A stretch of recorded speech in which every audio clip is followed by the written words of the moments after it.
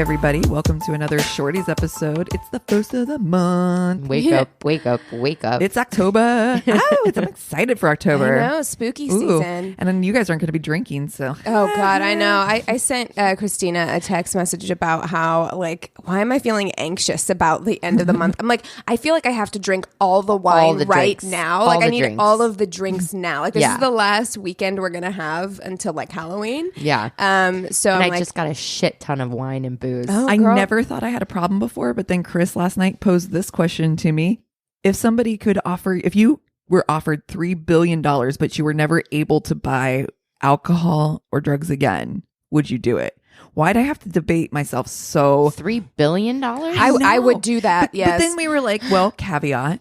Maybe somebody else buys us drinks? Yeah, exactly. Yeah, if it's just not like, how about I'm going to gift you, a couple, $1,000, and you have to allot this much to purchase my drinks for me. But then didn't you just buy them? You did. You did just But no, buy them. you didn't, because the money is a gift. Oh, with stipulations, though. Yeah. I'll buy you a new car and house, and you buy me drinks forever. That's your only job. Well, I mean, I still like indirectly. Yeah, I don't know. I guess that's true. I'd still take the $3 billion. I certainly would. Yeah. Ooh, If it would alleviate all my other problems, I'd be fine. Yeah. You don't need to drink if you have that much money. You don't have any problems. I was like, I put the debate back, and I'm like, well, what if we only took $1 billion and then could buy drinks? I'm like, do I have a problem? That was my question to myself. honestly, like, I'm looking forward to Sober October just because I like a challenge. Mm-hmm. Yeah. But also, I'm like, God, man. But that's what makes me feel like I should do it, is because I'm like, how am I going to deal if I have like a really shitty audition or like a really bad day? And I'm like, well, I shouldn't be leaning on alcohol anyway. Right. Yeah. So maybe it's good that that we're going to do this. So we, I think, have quite a few new listeners. So if you are a new listener, a Shorty episode is an episode that we do once a month where we read shorter submissions. So we were starting to get worst date stories that were only a couple of sentences, maybe a couple short paragraphs, and weren't really long enough to add into our regular episodes. So we decided to treat you all with a short mini episode every month. Yeah. A little bonus material. Yeah. A little bonus for your Monday motivation. Yeah. So I guess I can start us off. Okay. I don't know why I find this so funny. This is terrible. He says, we went to her place and her pets and plants were all dead. What? Wait. I'm sorry, her pets were pets? dead? I saw goldfish floating upside down in a fish tank. No. And she had a dead hamster in a cage on her dining room table. Well, why? She said, that happens a lot. And all I'm imagining is hamster after hamster starving to death right in front of her.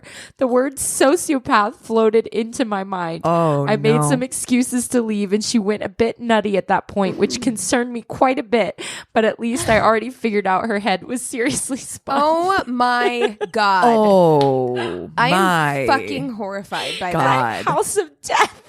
I don't like that. Oh, I don't like that at all. Why are you keeping Why dead are you keeping hamsters them?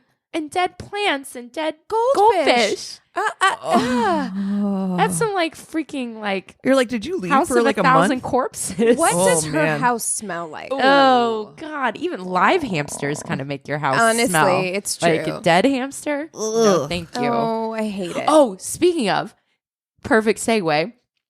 Speaking of dead hamsters. Oh my God. Okay, so I'm hanging out with my parents and my brother and his husband last night, and we're kind of having drinks after dinner, just talking stuff. And I don't even know how this came up. Chris is from Australia. Mm-hmm. And so he's like, oh, that reminds me of the rabbit plagues that we have there. I made everyone stop talking, and I turned and looked. He told me, did you know that rabbits are not indigenous to Australia? They got brought there by England. Sure. They have to put up rabbit fences. They are over fucking run by armies and hordes of rabbits because their natural predators don't exist exactly there? they don't. Oh man. So they have like rabbit plagues every now and then. They just recently had one in the 2000s. I was like, I'm sorry, I know that's probably horrifying, but like it's so like the scary. cutest plague I've ever seen. You know, like a horde of rabbits. I was like, this is like Watership Down. Down.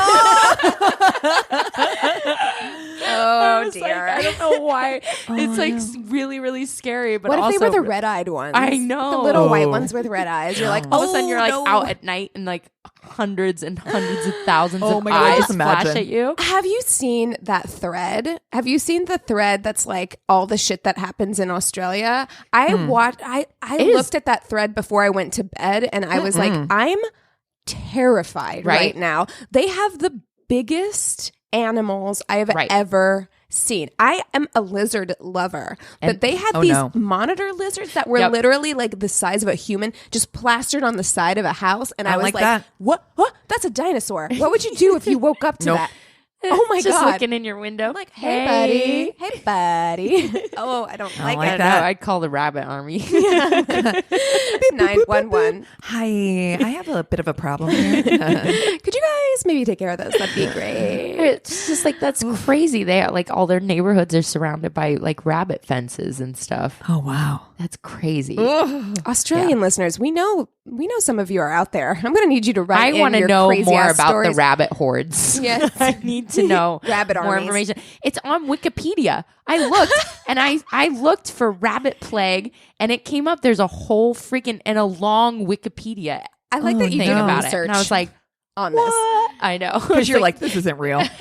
You're like, I need videos. Surely someone has taken videos. Oh my God, I bet there's videos. oh, we're You know what? YouTubing this Have for you sure. seen in Australia? One of those pictures was like there were like just fields and fields, like prairies of spider webs. Ooh. Imagine a rabbit army running through a field of spider webs. Oh my God. I just got chills. So scared. Thanks, I hate it. Thanks, I hate it.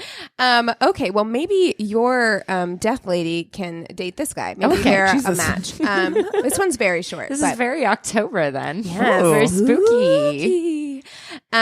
I was on a blind date. We went to a coffee shop close to our university. He was very high and it was hard to get a conversation going. He just kept telling me I was beautiful as the brick wall we were sitting next to. Oh. Which is a very high thing to say.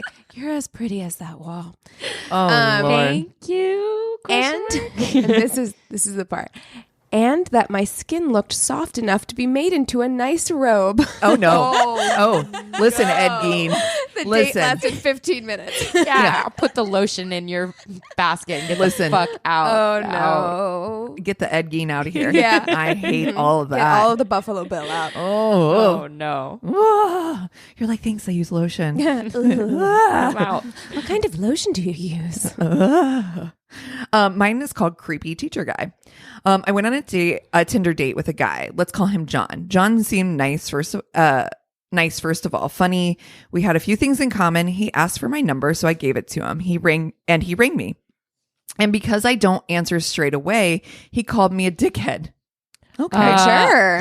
All right. He spends way too much time around preteens if he's like using Hey, dickhead. insults like that. He managed to persuade me to go on a date. We went to a Mexican restaurant where he called me a weirdo for wearing the sombrero. He then, which I kind of agree. I don't know. That seems weird. He then suggested we go to his house to watch a film. He reassured me nothing would happen. He lives with 7 people, so we wouldn't be alone. I'm sorry. Okay. Time out. All right. Time Snow White. the fuck out. Precisely. Yes. What the fuck is going What's on there? happening here? Are you in a cult? Because that's the only acceptable answer if you're living this with a 7 commune? other people. Yeah. I feel lots of bunk beds. I hate all of it. Yep. Pallets on the floor. Yeah, I don't you like know how it. I feel about living spaces. We had yes. that. We had that last discussion. episode. I was very stupidly said yes. He called me a twat for smiling at one of his housemates. He told me he was a supply teacher, which is a good because he had a fucking school uniform fetish. Ugh. I then left very quickly as he started to touch himself. I never saw him again. He did text me a few months later asking to be friends because he didn't have any. I fucking wonder why. I know. Yeah. Oh my God. Oh no. He insulted you no less than like 4 times. I know. I was like, wait, Neg much? Wait, yeah, exactly. And then, the ultimate neg is to just like start wanking Just it. take it out. Just whip it out. I don't like that. Don't do that. I also Please don't don't do like that. having a schoolgirl fetish whenever you're a teacher. I don't Yeah, like that. no. I don't like that. That's yikes. And to just put that out there on a first date. Okay. Yeah. There's so much wrong with that. Right. Yeah. Okay. This guy says, I met a girl from my university for dinner one time. And she started off the date by saying she only ate with her hands and didn't use utensils because she's a quote unquote super taster and can taste the metals the forks are made of. This wouldn't have been a problem if we were eating finger foods, of course, but it was a problem as I watched her eat a salmon fillet and wild rice like fucking Gollum. Oh My Gollum. God. That's so specific, and I know And you see it. exactly what he's talking about. I see it. Wild rice it's and salmon just shoveling it in, just fistfuls of Oh, rice. I hate. Oh, these are terrible. In my head, like, how does she eat like a a nightmare. fettuccine Alfredo? Like, Like a fucking toddler. she keeps With a missing high her chair. mouth. She keeps missing her mouth with just noodles all over her face. Did you do the airplane? Oh, my a God. super taster. Get the, Yeah, get the fuck out of here. And also, Like, what's on your hands? also get there's so many different types of Plastic utensils. fork. Then bring your fucking own, but like don't mow down like that's Or fucking only ever order finger food. Like, you're Yes. only allowed to eat chicken fingers and French fries and pizza. if that's Yeah. what you're doing. I mean, and also, like, so is she just keeping? If you're a super taster, aren't you just tasting everything anyway? So it's then just you're like if you wash tasting your fucking hands. yeah, exactly. So if you wash your hands, which I hope that you do, if you're prayers. eating using Thoughts your and hands, prayers. then aren't you tasting the soap? And if Yeah. you don't, aren't you tasting everything you touch? Like, I don't know. I see flaw. I see cracks in I her see logic cracks here. in this. Don't eat a salmon fillet and wild rice. Can you Oh imagine? God, like Gollum. You're at a restaurant. Oh. No. Okay. All right. He took me to go see a psychic who proceeded to, which coming in hot Already? Like, yeah, this is a first date. He took you to go see a psychic. Cool. Who proceeded to tell him that we wouldn't last as a couple and would end up splitting up. On the 2-hour drive home, he cried and said he didn't see the point in dating if we weren't going to end up in a proper relationship. Oh, I just wanted to get the hell out of there. But to make matters worse, when he pulled up outside my house, he locked me in his van and wouldn't let me out. no, Oh, no, no. no, no. Oh, and then he would watch me from his van for about 3 weeks afterwards and ring my phone continuously so I couldn't use it. What in the there's a lot happening here. loving fuck? There's a lot happening here. There's First a of all, lot. it's a first date. He took you to a psychic 2 hours away. Yeah. I'm concerned. Yeah. Whoa. As we've said on this podcast before, that's too far to go Yeah. on a date. Like, it's too far. And then he cried. So you had a bit of a crying man situation happening. Don't like that. Oh, I need a longer story. Like, I need something more in depth because I'm like, he locked you in his van for how long? right. And to what And then end? surveilled how you, did basically. Yeah, And exactly. then for the next 3 weeks, waited outside your house with his creepy fucking van. Also, Also, block his number. Also, if he keeps calling you. imagine a guy picking you up on a first date, like, in a van. I'd be like, yeah, no, I've not had a pickup situation. I'm a meet there kind of person. You get yourself there and back, and I'll get myself there and back, and that's that. Like, yeah, I don't a stranger's car. Like when you don't know them. No, thank you. No, that's a no for me. Well, are we gonna do a Would you rather? Oh my gosh, We forgot yes. last month. Yes, we totally need to. Let's see what do we want to go with. It's kind of October-y. It's fall. Okay. all right, we're going to do a spooky would you rather. For one night, would you rather be chased by killers for a whole night in the middle of nowhere or be possessed by a demon for a whole night? Oh, be possessed. Certainly. Yeah, I For feel a like night. you won't remember that. Yeah. It's happening to you. I do not like being chased. Well, I'm not a good runner, so. I'm not a good runner. I don't like being chased. I get tired very easily. I get winded going upstairs.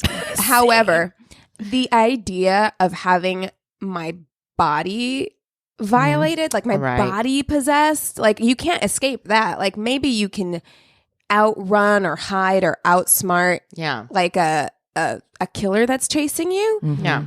And, I guess when dawn comes, it ends. Maybe you could find somewhere to hide. But, like, you can't hide from a demon possessing your body. I'm with Cassie, though. Like, I hate being afraid so much that I feel like because it's possessing you, then you don't have to feel fear. True. And that's ultimately what I'm running from, is running from feeling afraid. So, like, I guess that's true. Like, I'm like, oh, I won't. I don't know. In my mind, I feel like, I guess it depends on how you're being possessed, because it's like, yeah, exactly. Yeah. What's the science? It depends. Yeah, what's the science behind this? Because and will it feel like a long nap while it's happening? Are you aware of what's happening? Right. To you? Because I think if you are aware of what's happening, I think that's way more terrifying. And to not have control or to not autonomy. have any control would be like awful. Yeah. But if you don't know, then sure. Yeah. But I'm gonna operate under the premise of what I feel like possession would be like. So I'm gonna say I would rather be running from killers because I don't want to. I want to be able to have control. Oh, if I'm gonna die, at least I want it to be like me. I can see what you're saying. Having control of what the situation is a little bit. Yeah, that's true. Oh, that's a good one. Well, if you've got would you rathers or little short stories or just want to reach out, go to our one-stop shop of a website. That's myworstdatepodcast.com. And we love you so much. We'll see you next time. Cheers.